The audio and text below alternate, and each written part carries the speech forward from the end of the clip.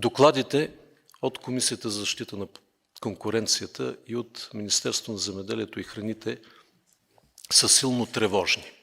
Ако ние продължаваме с този темп да намаляваме родното производство на мляко, месо и пресни плодове и зеленчуци, въпрос на известно време още е те да изчезнат напълно от българската трапеза. Така че това е голям проблем.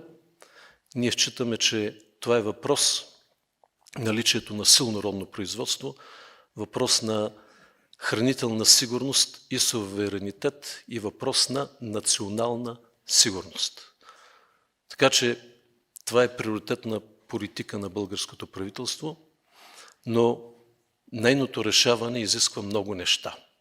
И в средносрочен, и в дългосрочен план, а именно условия за коопериране, условия за напояване, условия за къси търговски вериги, условия за, мога да кажа, контрол на качеството най-сетне, защото е критично важно всъщност какво слагаме на българската трапеза, условия за отношенията между внос и родно производство.